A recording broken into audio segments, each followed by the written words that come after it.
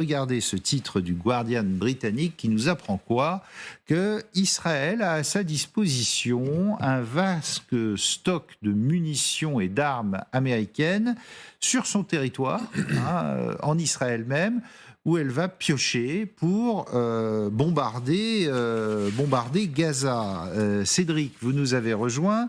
Qu'est-ce que c'est ce mystérieux stock d'armes américain aux États-Unis? La polémique d'ailleurs enfle sur la manière dont ces armes servent à bombarder Gaza. Oui, polémique sur l'opacité justement de ces stocks d'armes. Alors on ne sait pas exactement où ils sont, c'est classifié, mais oui, les États-Unis possèdent bien dans des entrepôts en Israël un vaste stock d'armes estimé à plusieurs milliards de dollars, comme le raconte donc aujourd'hui, vous le voyez, The Guardian, un stock créé dans les années 80. Et l'objectif, c'est d'approvisionner le plus rapidement possible les forces américaines en cas de conflit au Proche ou au Moyen-Orient. Officiellement, c'est donc du matériel américain à usage américain. Ça, c'est pour la théorie.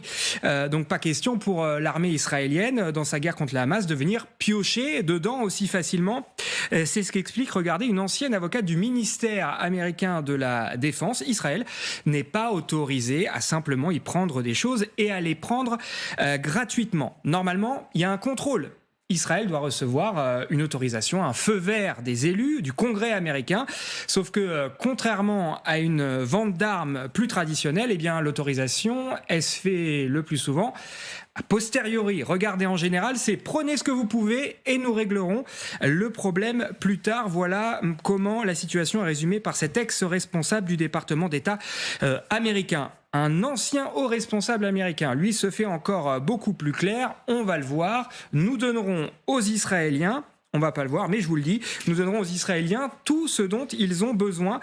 Cette opacité, elle est donc de plus en plus critiquée aux États-Unis, surtout qu'Israël semble bien, dans les faits, utiliser une bonne partie de ce stock américain pour bombarder Gaza. Quelles sont-elles, ces armes? On a une idée? Alors là aussi, c'est du secret défense.